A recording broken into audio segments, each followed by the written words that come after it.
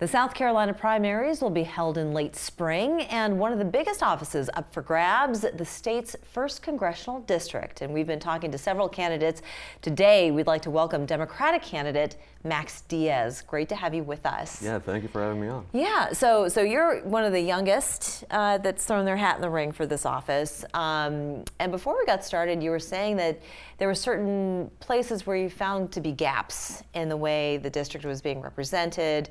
So I'm really excited to learn more about your platform and what some of your priorities are should you be elected. You look at, you look at Washington, you look at our political scene, and what you don't see a lot of is people who understand or care about the needs of working class people. Mm-hmm.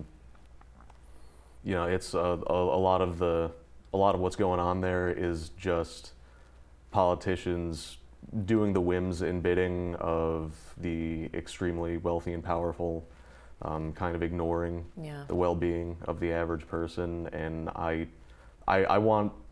it's come to a point where I've kind of figured I need to be what I wish to see in Washington and be that representation who understands the struggle and who actually cares about the fellow people he passes by on the streets and will always work, as hard as possible. Sure. Number one priority to. And you received your bachelor's degree in aircraft maintenance. So how do you make the transition between aircraft maintenance and politics?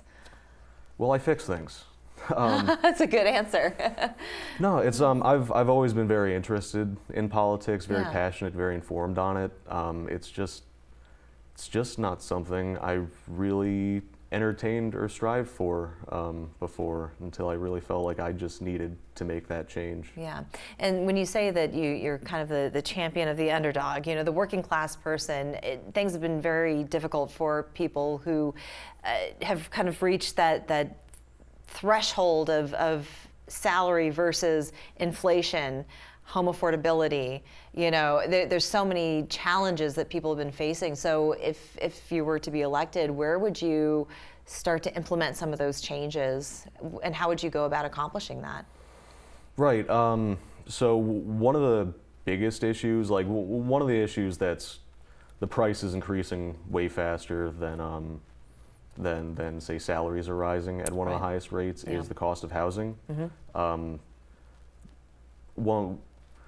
A lot of what comes into that issue is large land buy-ups, things like private equity firms, very large investors buying up tons and tons of property, tons of land, completely driving crazy the cost of real estate. And they do the same thing with rentals and apartment complexes too. Yeah. And then since they have a borderline monopoly on the rental market, they can pretty much do whatever they want to the cost there too. The idea would be to kind of One idea is a land tax that is a progressive system, kind of like our income tax, mm-hmm. where based on how much you have, the price goes up. And also another avenue for that is to kind of just slowly eke those sort of forces out of the market. That's going to be tricky to do in South Carolina because it's been the state's mission to attract a lot of industry as well to the state, and various industries have settled here, called South Carolina home, and have then provided jobs for a lot of people. Yeah. So where do you find that balance should be struck? Kind of the balance to strike there, because what we're really talking about is residential affordability being a problem. Okay. Mm-hmm. So you can soften a lot of those things or even take them away for, say, industry. Like I wouldn't want to just, say, nail Boeing with this massive land tax because they have a large acreage. They need it. They're a factory. Yeah. They're not the problem pushing, people who want to own a single-family mm-hmm. home or jacking up rents on apartments. Yeah. And, being in Congress, being on Washington, a lot of diplomacy should come into play. How do you go about reaching across the aisle? How do you come to a happy middle with your Republican counterparts?